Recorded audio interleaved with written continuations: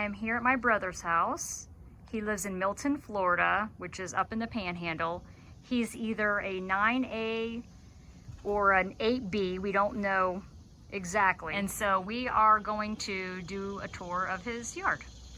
All right, so David, so up here we've got, what is this plant right here called? Split leaf philodendron. Split leaf philodendron. We've got some elephant ears down here. And then this is an angel trumpet, I see. Mm-hmm. And then he also has bananas fruiting in this area. So we'll take a look at those. Yeah, this is dwarf grand name, that particular one. This is dwarf grand name right here. Dwarf grand name. And how long have these bananas been on here? I don't know, maybe a month and a half. So it's probably going to try to go through the winter that way. But this stalk made it through the freeze last year. Awesome. And I didn't protect it. Awesome. But it is on the north side of my house to protect from the north wind, so that could have saved it. Awesome. Okay. And then there's also some purslane growing down here. And then what do you do with the purslane? I eat it or put it in my smoothie. It's just a wild plant. It's it doesn't have a bitter flavor, so it's useful. It's a little, is it gelatinous? A little bit like gooey. If you put too much, it's not good. And this is a rosemary that almost died, but they're trying to bring it back. Up here we've got a bougainvillea. And then this is a fig tree. What variety is this one? Is brown turkey. Brown turkey fig tree. It's got some figs on it. All right, we'll come over to the backyard. And what kind of bananas are these here? These are the Sabas. Saba, which makes the square looking banana. It's a very large square banana, very thin peeling. When they're ripe, when the spots start to appear is when they taste the best to eat them. And then we've got some ornamental plants down here. Yeah, tractor seed is this one. And this one? That's I think that's a caladium. Those are pretty. Some kind of lily. I don't even know what kind of lily that is. And then these bananas, Those what kinds are are these? Sabas also. Sabas. And then down at the end down there? Those are blue Java ice cream. Not the dwarf? No, I don't think so. I bought them as blue Java. I don't know exactly. You haven't seen them fruit yet? Yeah, they actually have one fruiting in that bed, and it is pretty tall. So Oh, okay. I doubt it's a dwarf. It's Awesome. probably the normal one. Awesome. And then more purslane. It grows random. Self-seed, really easy. It's a cool plant. And then a mint. Some kind of mint, yes. And then in here, looks like a Hoya back there hanging up. I don't know what that is. That's Megan's. Looks like a Hoya. She got it from a friend of hers. And this is that vining plant that likes the shade. Yes. We don't know what the name of it is. And then up here, growing on top of this, what is this? That's just the ube, or the purple yam, or the winged yam. I just got some in pots, and they're just growing up there. And this is a dwarf banana fruiting in a pot. Dwarf Cavendish is this one. Fruiting in a pot. Yeah. So it was about 2 feet tall, the stem, last year, and I put it in for the winter without grow lights or anything. We just kind of stuck it in there, and it looked pretty bad when I brought it back out, but it came right back. And then this is the yam growing down here with that Yes. unique looking leaf. Yes, and those are also the same yam as growing up the side of the container. They grow very high. As long as you feed them, that's all purple yam or ube or the winged yam. And it looks like it's trying to take over this fig right here. Yeah, I got to keep cutting it off of these plants. And this, what's this banana? That's a Saba. I'm gonna try to fruit it in this pot, so I put it in here recently, a few months ago. Awesome. Looks really cool.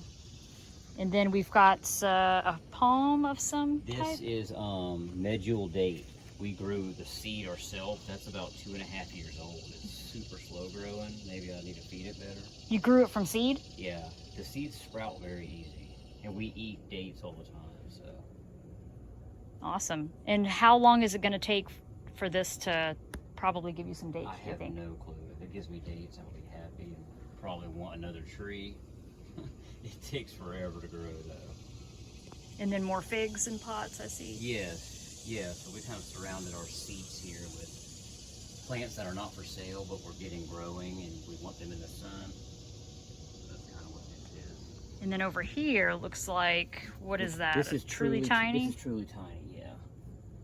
Yeah, definitely shorter than the dwarf Cavendish. Has this one fruited for you yet? Not yet, but I just got it in a pot and I'm gonna try to keep it like the other ones to show the fruit for each variety we have. And we want to taste it because people want to know what it tastes like, and it tastes like a banana. So Right. basically, all of them taste like bananas. Right, it is cool to grow different ones. This is really pretty. This is tropical red sage, also known as a salvia. And you said the hummingbirds like this The one? hummingbirds love this. We don't see too many bees yet, but they're not permanent here. We keep shifting them around, so they might not be able to find them. But hummingbirds every morning visit these purple and these red ones. And here's the purple salvia over here. I have also got these grown in my garden, and the pollinators love the purple salvia. Some more red salvia. And then looks like a pineapple. You got, what kind of pineapple is that? I have no clue. We bought it from a nursery, so it hasn't fruited yet, but it's hard for me to grow it. I got to learn exactly what soil it wants, how much light and stuff there. It's a little sensitive for my area. And then the mango, that mango looks awesome. The mango is just a Glen mango. I'm gonna keep it inside through the winter. It's growing like crazy though. So it was this tall with 3 limbs this year. I don't know, about 5 months ago maybe, and it grew all that this one year. So it looks awesome. looks like the leaves are like dead, but that's when it puts out new leaves. They're brown looking, and then they turn green. It's Yeah, a that's cool cool. plant. Yeah, really. And then it looks like you've got some pomegranates over there. No, those are wild plum because I have a plum tree that didn't get pollinated. So I got these wild plums that I dug up on the side of the road, so I can pollinate my other plum. I can just set them over there by my plum that's not getting cross-pollinated. So a wild plum will pollinate your existing plum that you got from a nursery. I'm pretty sure because I self-pollinated a few times with a neighbor's plum tree. I brought the limbs over here and kind of tied them up there with that one so the bees would get both. And then I hand pollinated some from a wild one. I don't know which one pollinated it, but we got 2 plums Awesome. this year. So Great. And then you said this is yam. that's the purple yam. Yes, it grows amazing. Let me back up so I can This get by the this. end of the year, it'll fill all this up with green. And so I wouldn't doubt if I put a string up at the tops of these trees that it would be up there in 1 year. It's pretty crazy. There we go. That's a pretty good shot. These were started from cuttings of the yams from last year. And they're the purple kind? The purple, yes. Purple yams. And then how do you eat those? Okay, I tried to eat them like a regular baked potato because I'm not a chef. They're not really good as a regular baked potato. They are edible, but they're not really that great. People make bread and ice cream and stuff out of them. We have not tried that. So we just grow them, I guess, for cover, chop and drop, whatever, until we figure out how to. And the leaves aren't edible? Just the I don't know. root? I don't know. I do have a white yam, and that's awesome for hash browns. It's on the other side of the building. It's a winged yam also. Cool. Looks awesome. So how many plants do you have growing here? Looks like 10 or 12 or? Yeah, I planted them, I think, about every 2 feet. 1, 2, 3, 4, 5, 6, 7, 8, 9, 10. Yeah, 10. And I got a 11 at grape the on end? the end down Oh, okay, there. there's a grape.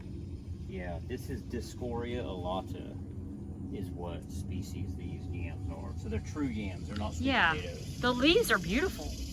The leaves are really pretty. Definitely unique. Definitely look different than sweet potatoes, that's for sure. And then what kind of trellis are these This up is just on? a cattle panel. So basically I hung cattle panels. You can see the bracket here. So basically I just took a 3/4 piece of from Home Depot. It's a threaded rod, not threaded rod, a threaded pipe, galvanized with a cap nut don't know if these caps still come off. And then I took the floor mount plate that it threads into, and then so I cut a notch in the end of this pipe. I don't know if I can get these off. I cut a notch in the end of these pipes and just slid the cattle panel in there, and just screwed the nut on until it touched it. And basically that's what's holding the cattle panel to the side of this shipping container. Gotcha. And then this is just some rebar? That's just rebar for reinforcement because it was just hanging vertical. Okay. And you could, it was like floppy. Gotcha. Okay. So in the wind, it would flop. So that stabilizes it, and then these here just hold the cattle panel to the building. And you have how many of these? 2? I think I have 4? One every like 4 foot at the top to hang like one end of each side of each panel. Okay. And then I wired the panels together. You can see they kind of butt together here. I wired them with copper wire, the ground part of copper wire, because copper holds up great in the weather. And so I just bound them together in those spots all the way down. And then you've got drip irrigation down here? Yes. Usually it's covered with leaves. The chickens have been in here roaming, digging out all of our making stuff. messes. Awesome. Looks cool.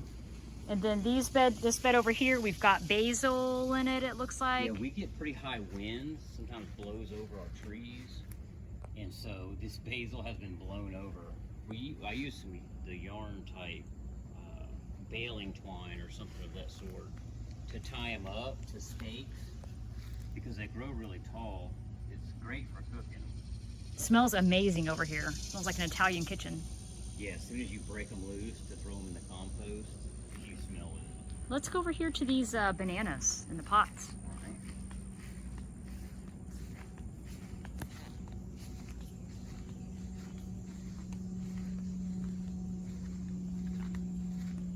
And these are all available for sale through Facebook Marketplace, right? Yes. Yes, so we have dwarf Grandine, we have dwarf Cavendish, dwarf Namois. We should have the tall Namois this coming up year. We're waiting on the pups from that one. Dwarf Orinoco. We have the Saba banana. We have the Zabrina banana. We have the blue Java ice cream. And so that's basically what we got available. And you've got these upright elephant ears? Yes. Is that what these are called? Alocasia, I think those are called. Or the upright elephant ear. Alocasia. And then these figs are also available? What kinds are these? Yes, they're just brown turkey and Celeste. Celeste is a delicious fig. Super sweet. I think it's one of the best figs I have. More upright elephant ears, more bananas. And then also we've got some sugar cane growing in the back. How many pots of the sugar cane do you have available? 4 of those. Got some lemongrass under there.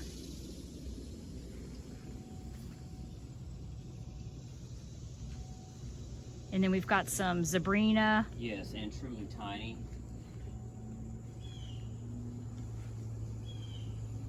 Wow, you've got some giant ones in pots. My goodness. Yeah, some people want big ones, so we've been putting some big ones in pots. I potted those like 3 weeks ago. The giant I dug ones? that giant tree and put it in that pot, yeah. And that's a Saba? That's a Saba, yeah. All of those large ones are Sabas.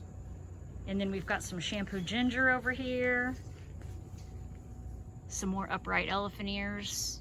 And then this is the plum that you pollinated with the wild plums? No, this is a different plum. This one doesn't bloom too well. I don't know what. This one gets its leaves really late in spring. Super late, and it misses the other plum that I have. The blooms don't coincide with each other, so they can't cross-pollinate. So do you know what kind and what name this one is? What variety? One of them is Bruce plum. I don't know what the other one is, though. I didn't mark them. We got split leaf philodendron, some turmeric. We have the black alocasia, or the stem, where the stem is purple. Those are pretty cool. And these are all available through Facebook Marketplace. I'll list his information I'll pin it in the comments. So if you'd like to get some plants from him, just reach out to him via Facebook and he'll coordinate that with you. And what are the price ranges on these plants? Just give me like a range from the lowest to the highest, yeah, you think. so we basically just measure the stem and we sell them $1 per inch, unless it's the short ones like the dwarf Cavendish or the truly tiny. So this measurement from the soil to the top leaf, so this would be like $24 for this size, which is way better than the stores, the box stores. So basically that's how we price them, $1 per inch on the stem. So however big you want it, or however small you want it, that's your price. And what about the elephant ears and the figs? Okay, the elephant ears just based on pot size or how old they are, and the figs are 20 right now. But see, if in 2 months, if they're another 1.5 feet tall, that's probably going to change. So it's based on how long they've been here. So we get figs off of 2-year-old. We get edible figs that we eat off of a 2-year-old tree. So these I started in spring of this year. So we feed them and they grow big fast. And then so one of them has a fig on it, and I planted it in spring this year, has a fig on it. Awesome. So gotcha, cool. And then what about the ornamentals like the philodendron and the turmeric and stuff like that? What are the costs on those?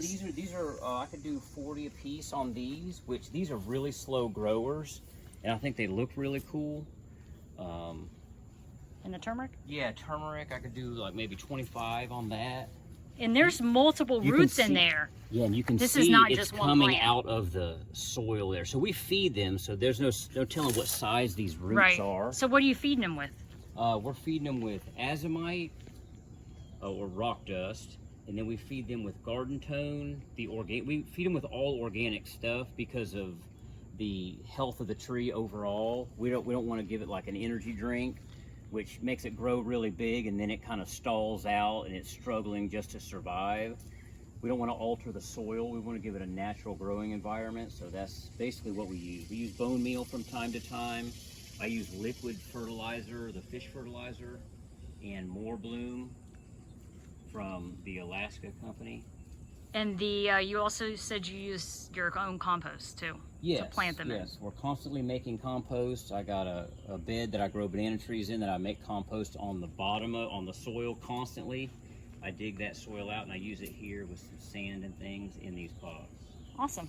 And then so back here we've got your compost set up, right? Yes, it's kind of the 3-box system. This is just a large area where I kind of store compost. Can you open that up? Yeah. Which it's just, so basically underneath this, what looks to just be leaves, is a lot of rotten matter. It's just the top's covered with leaves. So I'll dig this out as I need it. And then so here we got the 3-box system where you put your fresh compost into this bin. After about 3 months, you shovel it into this bin. Then you refill this bin. Then after about 3 months, you shovel this bin into this bin, or the last bin. You shovel that bin into this bin and refill this one again. With stuff from this bin? This is a holding bin? This is kind of like my storage bin, yes. We'll just fill it day after day. Look, see, I got an elephant ear leaf here.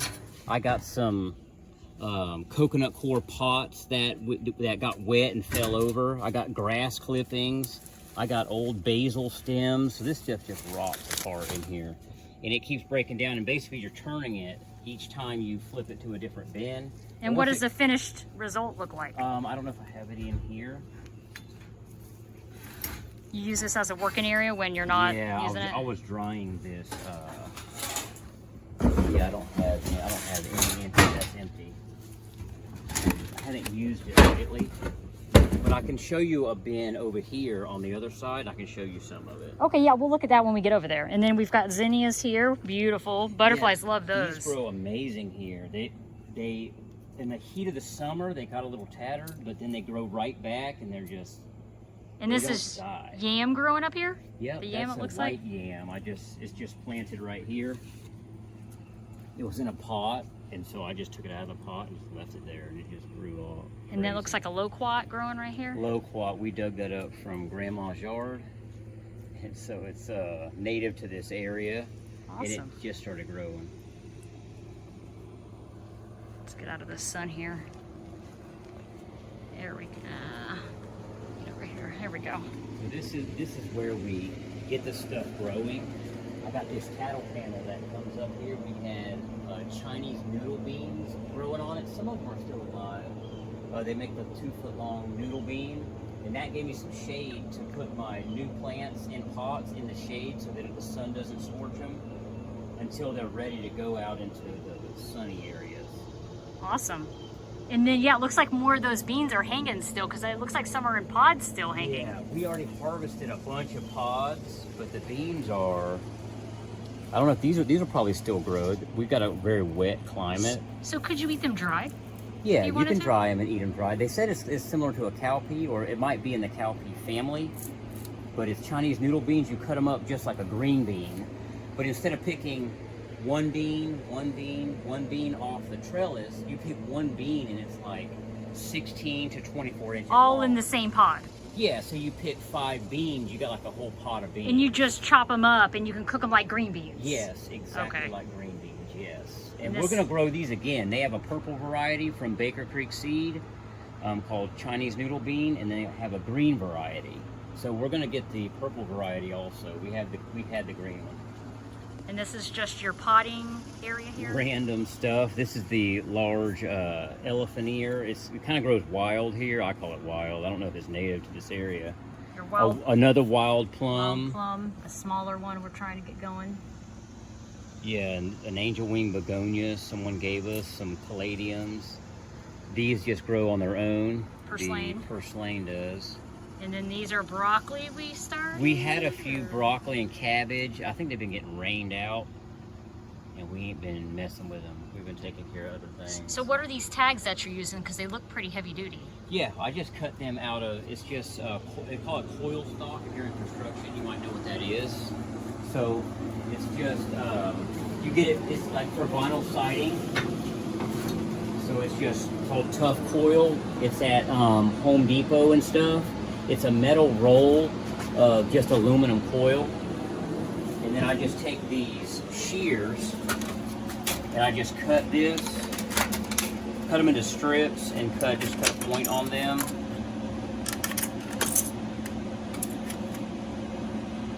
And then I just take a permanent marker and write on it. And then, so this just goes right into the dirt, and they last for years. So the ink doesn't fade, or the marker doesn't fade The on marker it? does fade out a little bit, but I'm pretty familiar with what plants I have, so you can still see it even when it's faded, and I'll re-darken it if I reuse those tags. And you can use the back. The back, if you write on it again, scribble this out and write on another one. So they're useful. That's what we've been doing. And then what is this plant down here? I don't know what that is. It's struggling. It either gets too much water or it gets too much sun or not enough water, so it struggles. And then over here we've got plants, just plants in pots. These are just holding areas for your plants? These are about 2 weeks old. That, I just chopped off my front plant because the end of it rotted and it's already growing good, the split leaf philodendron. And then these are sabas. We have a lot of saba trees, and I was going to try to get some of these to fruit in pots. Some people request a fruiting banana tree in a pot. I don't know if you've got those requests yet, but some people want that. So, I don't know, I think people don't know if they fruit or not, so when they see our fruit hanging on our trees, they buy the trees that they see the fruit hanging on. Like, I guess because that's what they want. That's what they're looking about, for. I guess, a banana tree not fruiting because people say they don't fruit. Yeah. And it's just food and water and keeping through the winter to make them fruit. Gotcha. And then over here it looks like you've got eggplant? Yeah, those are eggplant. Eggplant, we do have a drip system in here. We got the small drip lines run up through the bottom. These are Birdie's beds, made in Australia. And so those hold up pretty good here. And then, so eggplant grows and we don't have to tend to it. We don't feed it very much.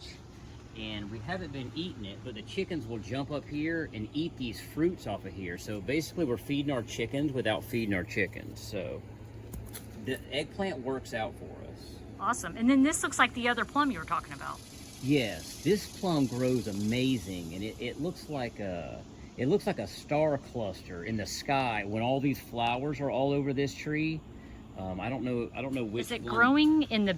Oh, it's growing. No, it's growing beside it, but it's overtaking. I need to trim this back pretty soon. But it's only, is it 2 years old? Maybe, it might be 3 years old at the most. It's happy here. And it's elevated in the box for... Just because we don't know what's in this soil, because there was a landfill in this area. And so also there's a lot of water right under the soil. So we tried to elevate it a bit to where we didn't know if the roots would drown in the water. It might not, but that's what we were nervous about early on planting. I see. And then over here, I thought I saw a banana fruiting. No, I don't have a fruit on this one yet. I'm hoping to have one in spring. This is the dwarf nomois. Oh my gosh! Look at the trunk on that thing. Cats. Yeah, look at the trunk. Yeah, it's pretty big. And then some shampoo ginger. Shampoo ginger. Yeah, I don't know how that even is growing there. It must have planted itself. Right. Sometimes I think little pieces are dead, and I just kind of toss them somewhere, and then they just start growing. Yeah, it's in the compost. Sometimes it'll start growing. We got some little carrots we're starting here. We got some soil out of one of our beds, kind of trying to see if that helps our carrots grow. And then we've got bees in the back. Yeah. And this is your hive? This is one of the hives, yeah, from spring. I had a bee guy around here that got us this hive and actually took our box and got this hive going. He caught it. It was a wild swarm. They filled the first honey super up this year, and we got it this year. So we put a second super. The first super is for the bees, just let them have their own honey. And then the second super is what we'll consume. I see we're in the flight path. They're flying right over my head. Yeah, we were hoping for them to pollinate. The main reason we have bees is to get pollination in our area. And do you find them on your plants? Not that much. I was still self-pollinating this year, but it's their first year here. So after a few years, they should learn our plants and what's available. And you're right on the edge of the woods here. What size lot is this? We're on a 1/4 acre. And so we've got all of it cleared, every bit of it, to get every inch of yard. Awesome. And then this one is a pear, or what is this? Apple. This is apple, and that's apple. One of them is an Anna, and the other one is a golden Dorset, which have very low chill hours. And we got blooms on both of them this year. We got 3 apples showed up on the top of this tree, and I think this is the Anna on this left side because they weren't a golden color, they were a red color. Gotcha. So. And so how old are these? How long have they been here? The same as that plum tree. It's probably 3 years. Okay. And then nothing in this bed as of yet? No, these are basically where we grow our vegetables each year. So we got, I don't know if we're gonna do a fall garden, we've been a little busy. But this is where we grow. We got the trellis. I grew Black Beauty tomatoes up this trellis earlier this year. We had okra in this bed and yellow potatoes in these 2 beds. And these trellises, I'm just running them up on the roof to kind of get the sunshine that I don't have in my yard. I'm trying to let the plants grow up on the roof. And so these are just attached to the beds by a... I just hammered these 3/4 galvanized pipes into the ground to where the tops of them, and then I just put rebar, this is 5/8 rebar, in here to keep this cattle panel kind of vertical, and then I just flexed it over to those same brackets with the 1/4 inch saw cut with the cap right onto the roof, and I just sealed it with a clear roof sealant. And so I can kind of get growth up on top. These are sweet potatoes. These are blooming because they're in the morning glory family. They're not actually a potato, but you can see lots of blooms. Yeah, lots of blooms. So how do you know when they're ready to harvest? We just stick our hands in the dirt and feel if there's potatoes.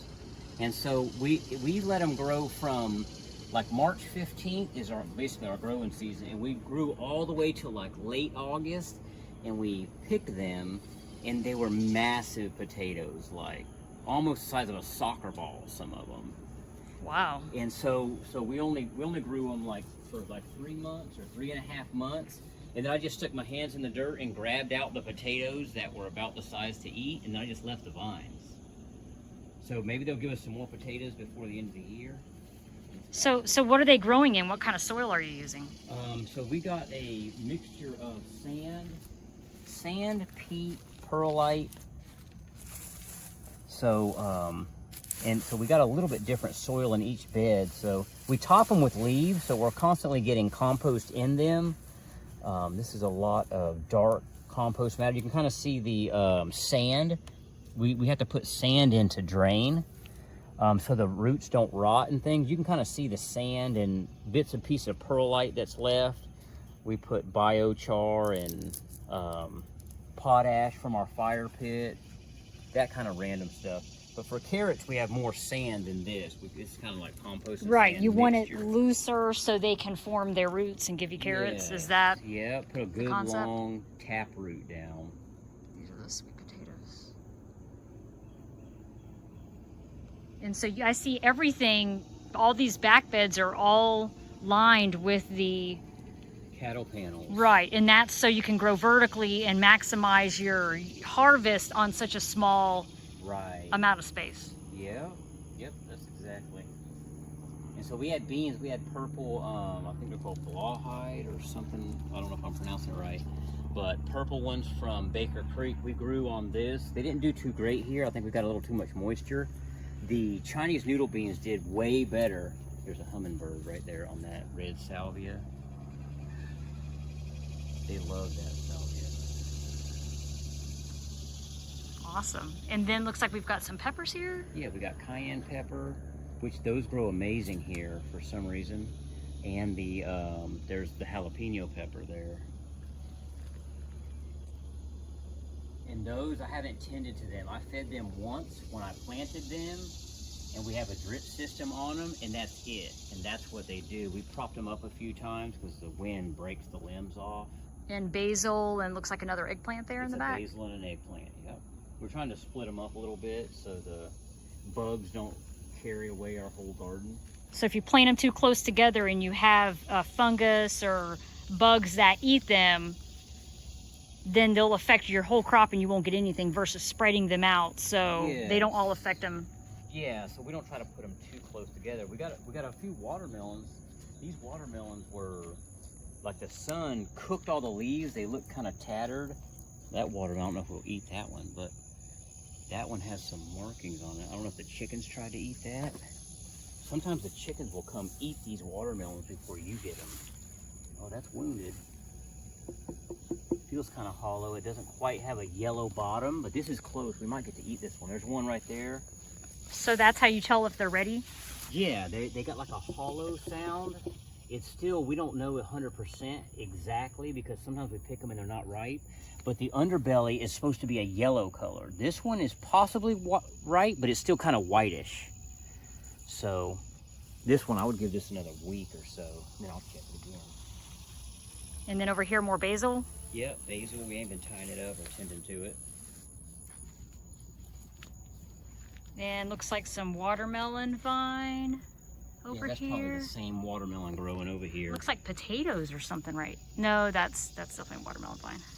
And then you have dollar weeds, edible but annoying. They don't go away. They Do you propagate put them? Do you really. put them in your smoothie or? They're a little bitter, but different people, different wild herbs actually help them. They'll give you energy. These will give you energy if you're tired and you're working. These will give you energy. They just don't taste that great. What do they taste like? They're just bitter, just kind of like a bitter. I don't know if it's tannins or what that's in them that makes them bitter. And then is this the white yam? This is the white yam. Yes, it's Dysphoria elata also. And that But looks it's white and it grows different. The purple one grows like these vertical.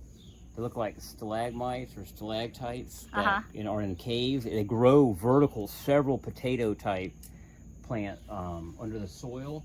But here, these grow out.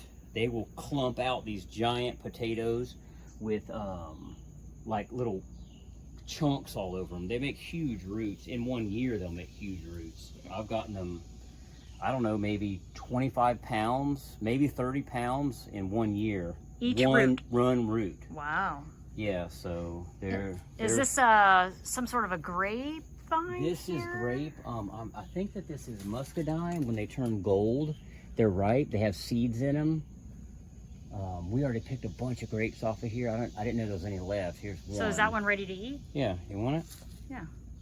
Yeah, they just have seeds, so you just kind of spit the seeds out.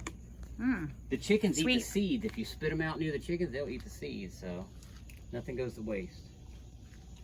And these are some raspberries. You had given me these a few years ago, and I cut them back each year at the end of the summer. They look kind of raggedy, so I cut them back, and that's why I wasn't getting any raspberries. We haven't got any yet. The raspberries apparently form on the old stem, so. And you kept cutting them off every year. I kept cutting them off, yeah. So these, you're leaving these to see if we can get fruit They look next kind year? of raggedy, but I'm probably gonna prop them up with some sticks or something, and then in spring, they're supposed to have raspberries. We'll see. This is the last year they get that option. I'm gonna swap them for blackberries or something. This is just vertical growing space. I got them where they grow up on top of the, and see, here's the air potato that you can plant new plants with. So you just take that off and stick it in the ground and it grows? Yes, you save it till spring, and that's kind of what they do. Here you can see them forming. They're here, and there's a few up there.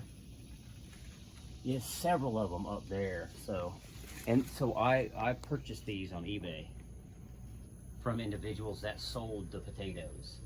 I bought 10 of them for like $35. 10 air potatoes, which they're hanging all over these things. So gotcha. And then this is turmeric, or? Yes, turmeric. Awesome. And then an available pot? Yeah, we had kale in that earlier, but we didn't tend to it. It died. So these are other compost bins here. So basically the same three system. The first one you throw all the fresh in, and then after about 3 months you unload it. So this needs a little bit more moisture. Yes, it's a little wet, but if you don't mix the green and brown kind of like equally, it dries out more, and you have to give it more water to get it to rot good. So that's what we found out. If you give it too much green as you mix it, it will become like goo. So I'm trying to get some of this out here. Still not broken down 100%. So would you put this in your beds and then just kind of mix it in with the existing dirt, or what would you do with this? No, what we do with this is we just top, there's some trash. We just top the bed. So basically all the soil, we'll level out the soil, we'll stir in some garden tone, and then we'll go ahead and put a layer like 2 or 3 inches of this compost on the top of the soil, and then we'll cover it with leaves, and then we dig a little hole and we'll plant our potted little baby plants right in there and cover the leaves back around it, and then they grow pretty much all year. We have usually one feeding throughout the grow season, and we'll put compost back on the bed, and then a new layer of leaves, and then also stir in some garden tone kind of around the roots, and then they grow amazing that way. Awesome. Yeah, so we're on a 1/4 acre, so everything's kind of jammed together. You have to get creative. We have a cluster of bananas back here. These are pretty good size. For dwarf, this is dwarf nomois. Waiting for a yellow one so I can take it in. So that's been hanging there for what, like 3 or 4 months, or? This came out June 20th, and it made huge bananas. So I guess I got enough fertilizer here, or maybe it's the chicken coop. It's growing from the chicken coop, but it just put out its bananas. They were huge when they came out of the bloom, and then they were bigger than the other bananas that have been hanging there since like May. So they're doing really great here. And then this is a dwarf nomois too here? Yes, and I'm planting them together so I can remember what's what. So I got a little more space here, and that's got plenty of food. So I have to feed the beds pretty often because they're so close together, and bananas are heavy feeders. And then we've got your chicken coop here. Looks like you just built this recently, right? Yes, we Can we built this, can we open up and look at Yeah, it? so basically this is the boxes where they lay. So basically I just got, they say boxes are 12 inches wide is a very large box. They say more like 10 inches is better. I made these a little big, and sometimes there's 2 birds at once in one box.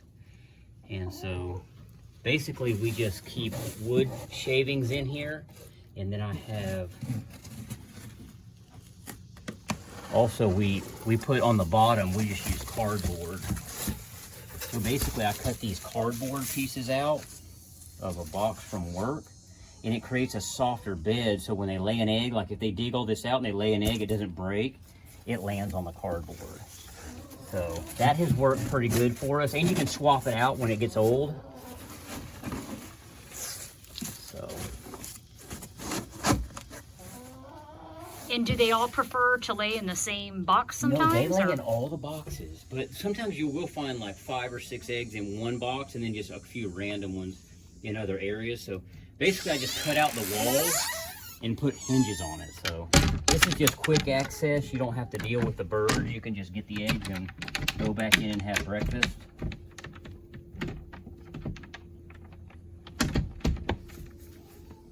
All right, and then in construction, around the bottom, we have cattle panel. Well, actually this is hog panel. And these squares get smaller and smaller as they go into the ground, and we're about 16 inches in the ground. So far we've had this for what, a year? And there's nothing's tried to dig in here yet. But we have found like bear scat around this area. And then so this is dog kennel wire that we actually use. It's very thick and rigid. It comes on a roll? It comes on a roll like fencing, a 4-foot roll. And basically we just draped it up and over the top and back down the side. We attached it with staples, and then we got these. They're ceramic coating. It's a 1/4-inch hex screw, and these got little teeth in here, and then you just screw it down. Those are pretty convenient. You can take the clip off. I don't remember what they're called. You can take it off whenever you want to remove something. A staple's more permanent. You kind of rip it out or destroy something. And then the light for... The light is just, she put it up here for predators. Motion activated? Yeah, so when they walk by, it kind of lights up. I don't know. Let's see if I can get the whole thing in shot. There we go. And how many chickens do you guys have? We have 23 right now. You want to see the roost spots? Yeah, let's go in there. All right, come on. Okay, so we built this. These are just trees we cut down out of our woods. I set it on a brick to try to get the bottom not to rot. We just got a staple through the other side or one of those screw clips.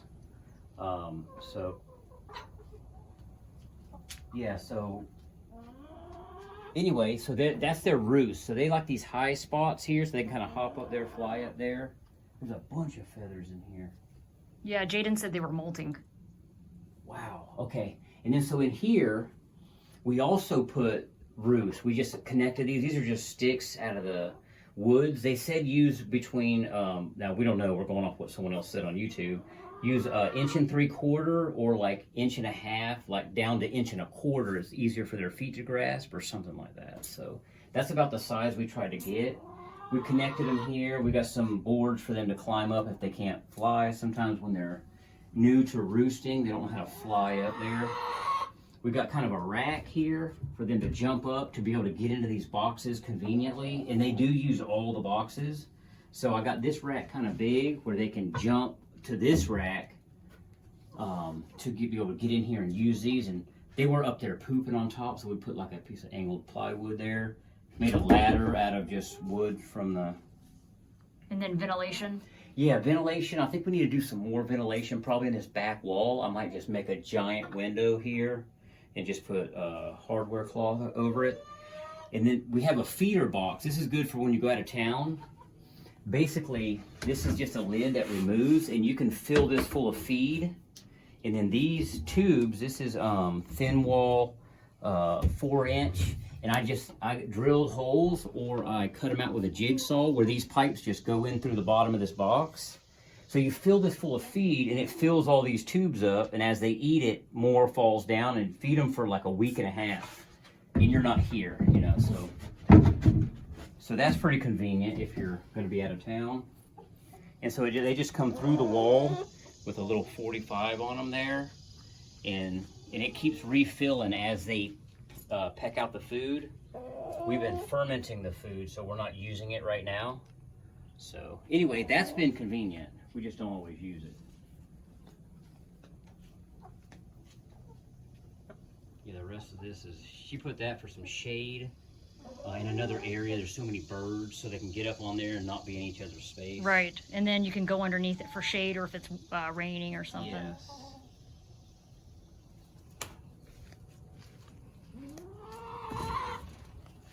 And then some figs. Figs, What kinds yeah. are these?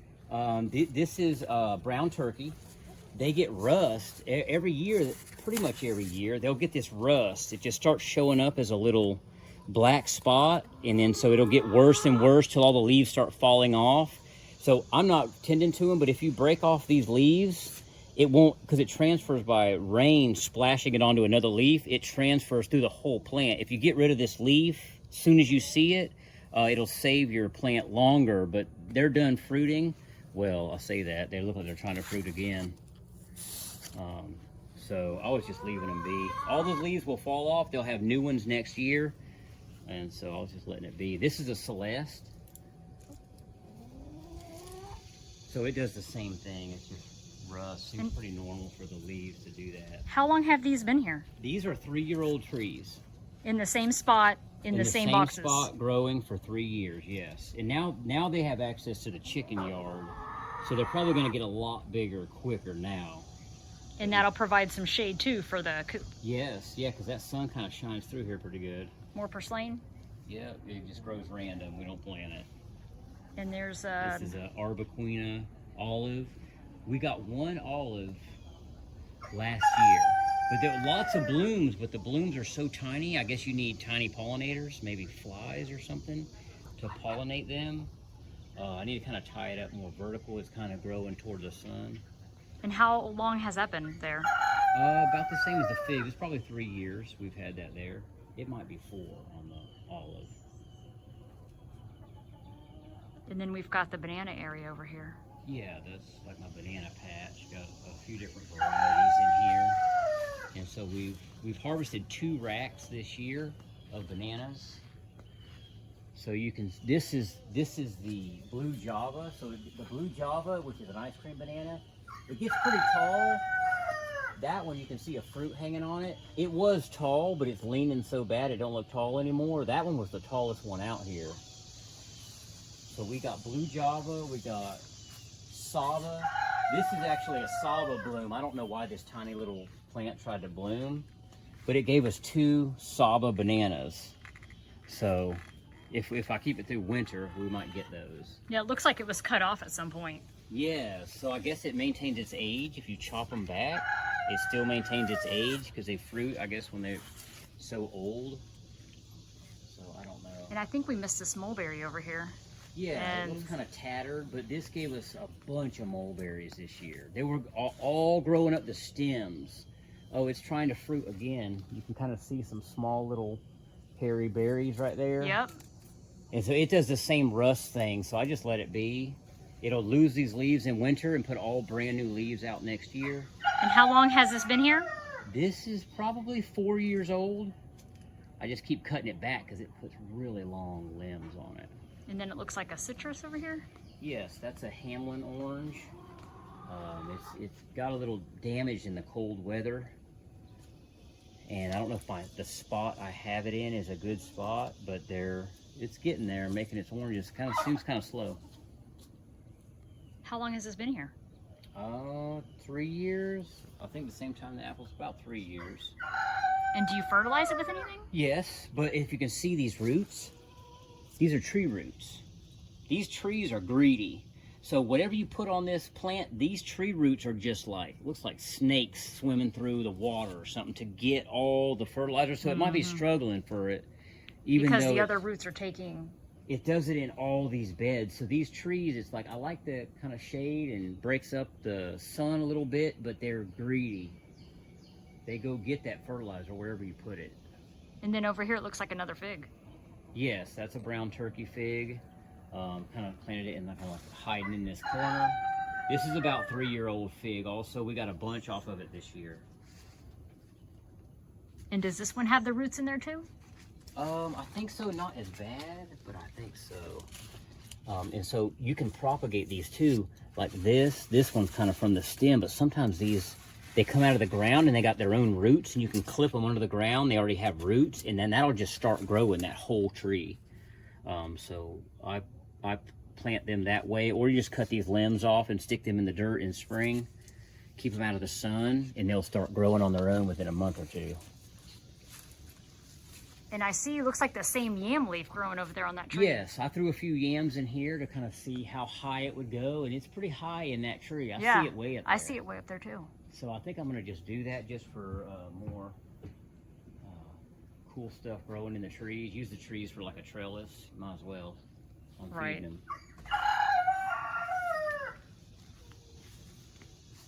And so this is basically like the elephant ear banana spot. Yes. Yeah, these kind of grow wild here. We dig them up and they grow right back, so you don't have to really try to grow them. More this purslane. Purslane was beautiful, but it got a little hot, and then it puts out its seed pods, which it sells seeds really easy. The seed pods make it look a little ugly. And then there's that rack you were talking about. Yes, that's the blue java. So we're gonna harvest that as soon as it starts turning yellow. Once one banana turns yellow, you can cut the whole rack down. I didn't know that. And then so this is dwarf Namois. This is a huge bloom, so I'm hoping there's a bunch of bananas in there. It just started fruit, just to put that bloom out recently. Yeah. Yes, Looks good. Yeah, dwarf Cavendish. I keep digging the pups off of here and removing them, so it's kind of a lot of banana trees in one area, but I'm feeding it a lot. So this is Saba too. This is probably going to try to bloom soon. Right, how much We'll taller see. could it get? I know, it's pretty giant. And then you've got a Zabrina mixed in there, that red and green one? Sabrina. I wanted to taste the fruit. I don't know how the fruit tastes, so I was trying to fruit each plant that I have, so I'll have information when people ask about the fruit. So. Great, cool. Well, David, thank you so much. And like I said, I'll put his Facebook information there, where if you want to buy some plants from him, you're welcome to reach out to him on Facebook. Bye, y'all.